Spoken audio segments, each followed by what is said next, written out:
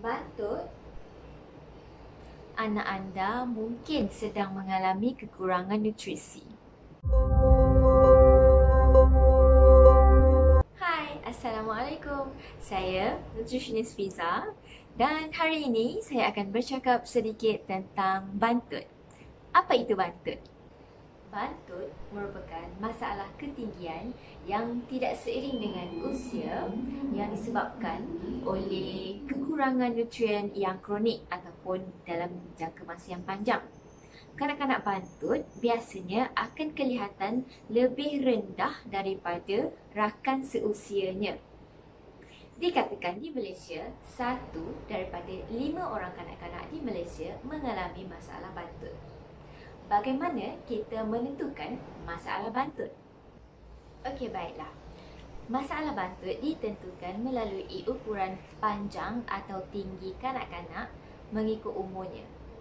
Jika anda perasan, pada buku kesihatan anak anda, terdapat bahagian panjang untuk umur dan warna pink merupakan buku untuk kanak-kanak perempuan. Okey, di sini kita akan mengukur dan memplot di mana ketinggian anak anda. Jika berada di kawasan kuning, ia bermaksud anak anda terbantut, dan jika berada di kawasan merah, anak anda mengalami masalah bantut yang teruk. Jadi penting untuk para ibu bapa mengukur ketinggian anak anda sejak dari lahir dan memeriksa tahap ketinggian anak anda menggunakan graf yang ada pada buku kesihatan anak anda. Apakah kesan-kesan bantut? Yang pertama adalah masalah kegemukan. Masalah kegemukan ini biasanya akan berlaku dalam jangka masa yang panjang. Contohnya, apabila anak anda tidak dapat meninggi dengan baik ataupun terbantut, tetapi berat badan anak anda makin bertambah, maka anak anda akan melebar. Ketinggian tidak sejajar atau seiring dengan berat badan anak anda, dan itu yang menyebabkan anak anda akan mengalami masalah kegemukan dalam jangka masa yang panjang.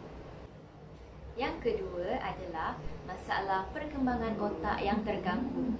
Contohnya, kurang daya ingatan, susah faham sewaktu belajar dan juga lambat berfikir. Bantut sering dikaitkan dengan masalah kekurangan zat besi. Kekurangan zat besi akan menyebabkan kurang darah, dan ini akan memberi kesan kepada perkembangan mental, perkembangan saraf motor dan juga perubahan tingkah laku. Dan ini yang menyebabkan anak anda tidak dapat memberi tumpuan semasa belajar, nampak pucat dan juga lesu. Ingat tak tadi ada sebut berkenaan dengan kegemukan? Yang ketiga berkait dengan masalah kegemukan tadi ialah dalam jangka masa yang panjang, kanak-kanak terbantut akan terdedah kepada risiko penyakit tidak berjangkit. Contohnya kencing manis, darah tinggi dan juga sakit jantung dalam jangka masa yang panjang. Kanak-kanak yang terbantut juga dikatakan akan mengalami kekurangan keyakinan diri. Ialah dia tampil lebih rendah daripada rakan seusianya. Dari situ pun dia dah rasa macam rendah diri lah sikit kan. Dan poin yang paling penting, paling sangat diperkatakan adalah masalah bantut ini akan menjadi masalah yang berpanjangan jika tidak dicegah dari awal. Seawal mana? Seawal waktu bayi masih berada dalam kandungan ibu lagi, sewaktu ibu mengandung lagi. Okey? Kenapa? Kerana masalah bantut sebenarnya berkait rapat dengan kekurangan nutrisi, bukan sepatutnya disalahkan kepada genetik. Nak tahu tak sebenarnya, kalau ayah rendah, ibu rendah, sebenarnya anak boleh meninggi, tapi dengan syarat memberi anak anda nutrisi yang mencukupi sejak daripada dalam kandungan lagi. Dan bagaimana untuk mencegah masalah bantut? Secara ringkasnya, yang pertama, anda harus memberikan anak anda makan secara sihat.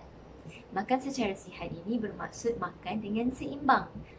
Yang kedua adalah cegah kekurangan darah semasa mengandung lagi. Bermaksud ibu mengandung sepatutnya memastikan paras darah merah anda adalah dalam keadaan yang baik. Cegah anemia. Yang ketiga, bagi Bagi anak yang telah lahir, pastikan anak anda mendapat vaksin bagi meningkatkan sistem imuniti badan anak anda.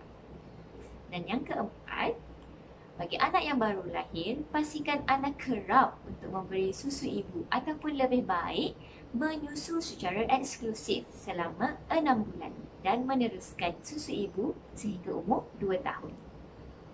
Dan yang terakhir adalah untuk memberikan makanan pelengkap yang seimbang kepada anak anda bermula pada usia 6 bulan. Jadi semoga info bantut pada kali ini dapat memberi sedikit sebanyak gambaran berkenaan dengan kesihatan anak anda.